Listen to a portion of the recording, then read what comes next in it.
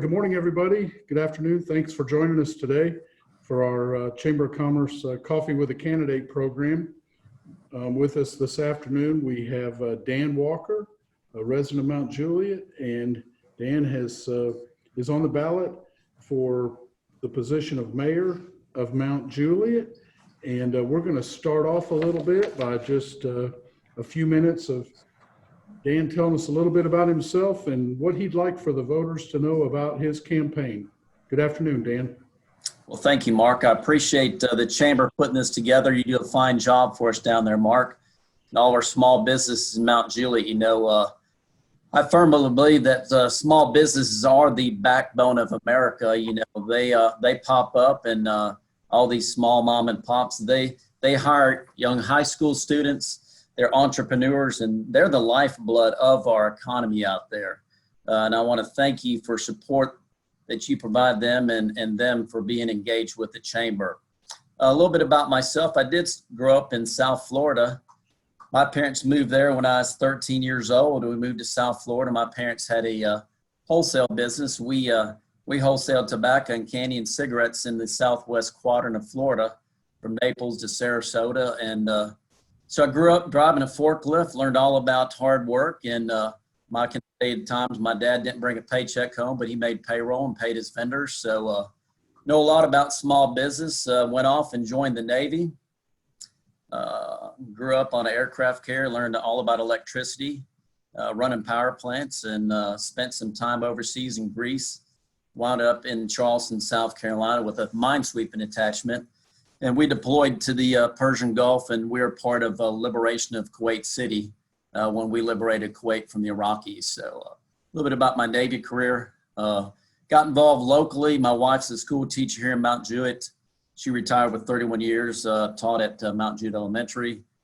We were very pivotal parents when we had the old school and needed to build a new school. We organized and got a group together of concerned parents to work together with the school board and the county commissioners to get that new Mount Juliet school built. So I guess that's my first foray into politics, just as a community activist. And I just enjoy my community. Well, I'm awfully glad, as are others, that there was such an effort made to relocate Mount Juliet Elementary School, because that cleared up the space for them to build a big brand new Chamber of Commerce office right here on this location. So I go to work where my wife went to school every day. So and those that were around, that was no easy undertaking to get the new Mount Juliet Elementary School. And we've come a long way since then. And usually that's when change happens, is when good people getting involved and kind of make things happen. So, as you, as a resident of Mount Juliet and seeking the position to represent all of Mount Juliet, you probably haven't been able to particularly focus on just District 1 or 2 or 3 or 4. But as you look at Mount Juliet as a whole, what are some of the biggest issues, the most challenging that you see facing our community, and what are some possible solutions? Sure. Well, obviously, I would say the biggest challenge I would say that everybody says is infrastructure needs out there, roads and construction roads, and just staying out in front of all this growth. Mount Juliet and Wilson County as a whole is one of the fastest growing counties and one of the fastest growing communities because it is a great place to live. So in order to stay out in front of that, we've got a great city engineer in Andy Barlow, and he's got a great 5-year plan laid out there. But my plan to try and ramp that up a little bit is to get a ad hoc committee pulled together with some of these great citizens we have here. We got a lot of great retirees, retired military, retired businessmen. I think that'd be willing to step up, and we organize an ad hoc committee to get down in Nashville and see if there's another project in another city where they might fall short, and maybe some of their engineering or EPA studies, they might not be shovel ready. Maybe we can get one of our projects pushed up a little bit ahead of some of the others. So that's how I plan on getting ahead of the game in roads. We got $133 million allocated, and it's all budgeted, ready to go. So it's hard for one or two people, Kenny Martin, one of the commissioners, or Andy Barlow, to try and stay out in front of that. But there is strength in numbers. And that's my plan for trying to address the infrastructure needs to try and get out and stay out in front of that. Another thing is parks and recreation. I'm a firm believer in parks and recreation, and got a good friend and neighbor in Art Giles who kind of heads up the BPAC committee out there. I got a good neighbor in Steve Armstrong, and he approached me to write a letter. So I did write a letter, and we got a sidewalk connecting Woodland Place out to LZ Patton and Mount Juliet Middle School. So I'm a firm believer in proponent for that. Tell Mr. Armstrong, his former neighbor, said, hey, I haven't talked to him for a while, but you know, with the recent activity with our Parks and Recreation Department, some funds are available. There's been a lot of discussion in the last, particularly in the last 60 and 90 days with available park land. Where do you see the greatest needs for our parks, and what's the low-hanging fruit or opportunities to maybe secure some additional acreage? Well, there's a lot of good lands out there, and I think most recently the city decided on 2 pieces. So we'll see how that plays out. You know, the Board of Commission's out there, and they're negotiating that right now. So we'll see how that plays out. I'm definitely believe, you know, we got to get some parkland out there. We've got a great park in Mount Juliet, the Charlie Daniels Park. So I think there's a real need south of Interstate 40 for something very similar to a Charlie Daniels. So I think we got the north side covered pretty well. We got athletic fields north behind the Publix in there, and we got some ball fields down at Monday Park. But I do believe we need something very similar to a Charlie Daniels Park south of the interstate. We got a golf course south of the interstate. It's a shame that we don't have a golf course north of the interstate. I'd like to see another golf course north of the city, and maybe what would be even nicer is maybe a Five Oaks type community for some executive housing to recruit some of these white collar jobs here to Mount Juliet. I think that's a definite need. I've heard other folks express the same concerns.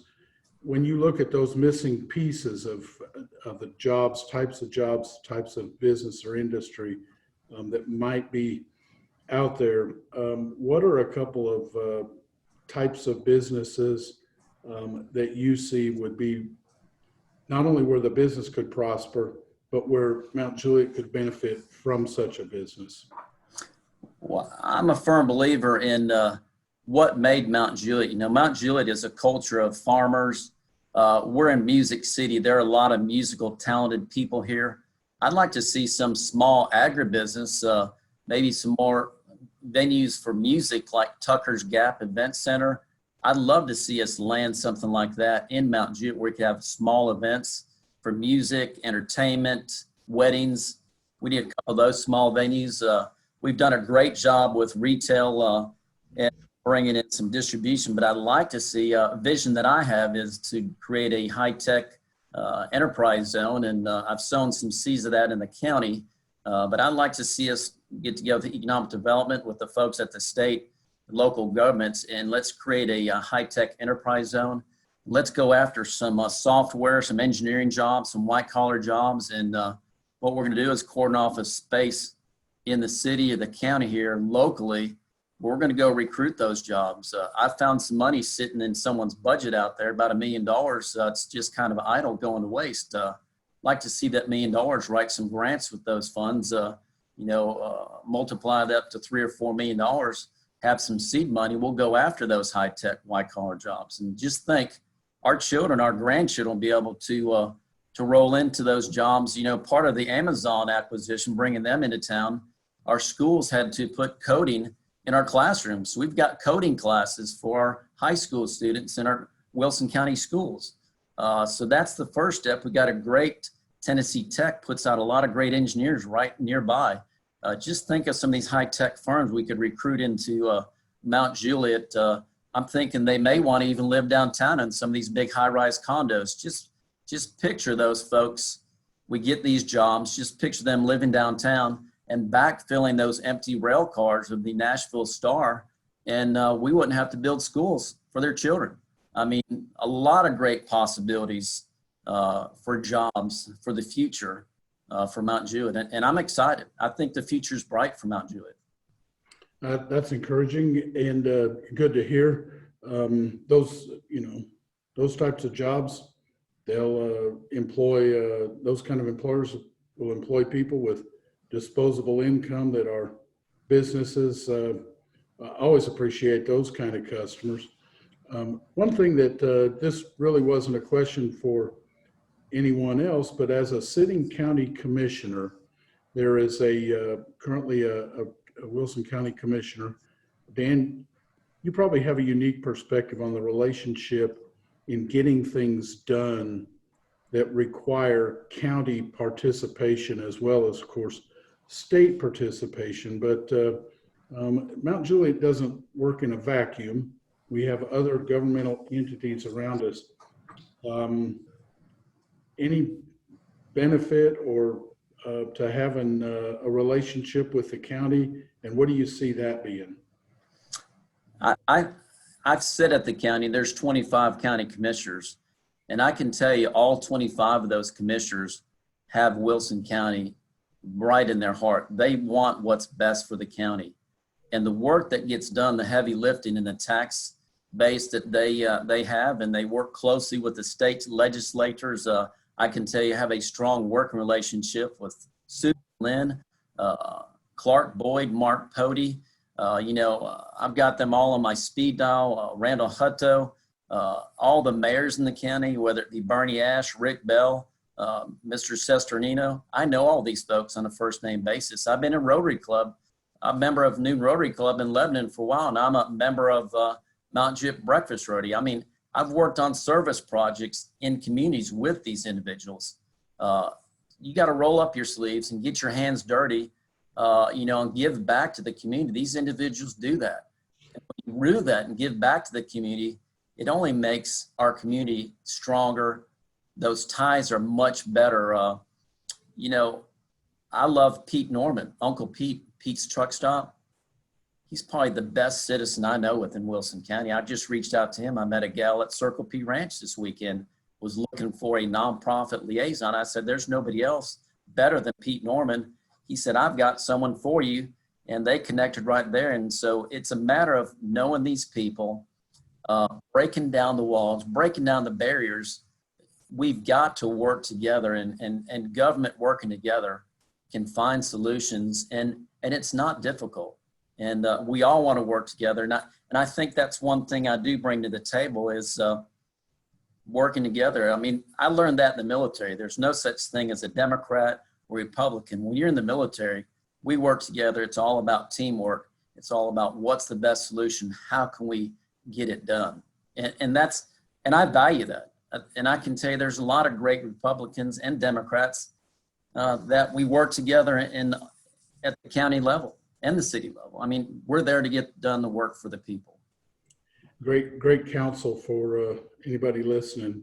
One of the largest economic engine generators for Mount Juliet is the Providence Area Shopping Center. There's some road projects proposed, development proposed.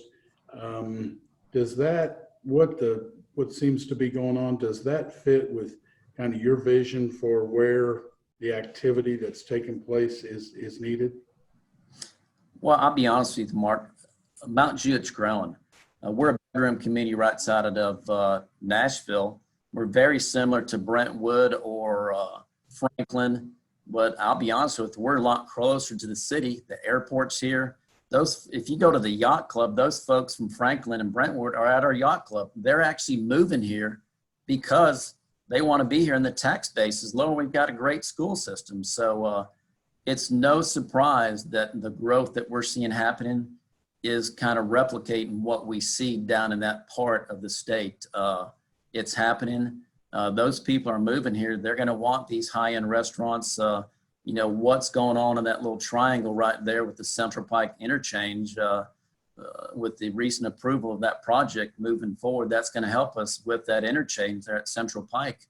That's going to open up that piece of Mount Juliet. And I wouldn't be surprised if we don't see a corridor open up similar to Golden Bear Parkway. It may take another 5 or 7 years, but I wouldn't be surprised to see another bypass come through on the other side of the city.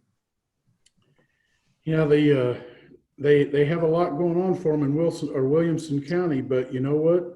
We've got 2 lakes out here, and neither one of them are in Williamson County. So they'll the ones with the boats, they'll find us, won't they? So, hey, as we wrap up, and want to ask if you have some final thoughts to share, what your ask might be of the people watching at the ballot box for you, and again, share with us, if you would, your website, and leave us with a couple of reasons why people should vote for you. Absolutely. First, I want to thank you again, Mark, and the Chamber for inviting me out today. I love Mount Juliet. I've been here for 23 years. My wife taught school in Mount Juliet Elementary, Stoner Creek Elementary. My daughter went to schools at Mount Juliet Elementary, Mount Juliet Middle School, and Mount Juliet High School. We have a heart for this community. I've served in both as a treasurer at the Hickory Hills Homeowners Association. I was president of the Woodland Place HOA. I've been serving on the county commission for the past 7 years. I have a heart for service. I served our country for 10 years, retired from the Navy, and I just have a heart for service and giving back. And I love helping anybody. You know, if I can't find an answer or a solution, I'm going to reach out and find that person that can. You can ask people. I've got a good friend that said I was the friendliest person you've ever met. So I love being in our service organizations in Rotary, and member of the American Legion, Tyler Cates, Post 281. But I think what I bring to the table is I'm not here to pass judgment on anybody. I believe everybody looks at the world from a different lens. We're all here for a reason. We're all here to be neighbors and love each other, treat each other the way you want to be respected. And I believe in small government. I don't think we need to raise taxes. You know, we've got a great tax base with all the sales tax revenue we're experiencing. We're in great shape financially. We've got a great city manager in Kenny Martin, who runs a tight ship. I've interviewed with all of our department heads. We're in really fine shape. We've got a nice fire station coming on board in the next 2 years in North Mount Juliet. So we're in great shape. I would like for you to vote for me. I've got a vision, a plan for the future, and I'm ready to lead. I'm a proven leader through my military and business experiences. I'm ready to be your next mayor of Mount Juliet, and I thank you. Why don't you leave us with anybody that would like to know? Let's put a plug in for your website or Facebook page. We'll do that. Yeah, my name's Dan Walker, and you can check me out further on my Facebook page, Dan Walker for Mayor, or on my website, danwalker4.com. And I appreciate you viewing. Thank you very much, Dan. We'll get this to you. And good luck to you and all of the other candidates in your campaign. Sincere appreciation for throwing your name in the hat to serve the public. Have a great rest of the day. Appreciate it. Thank you, Mark.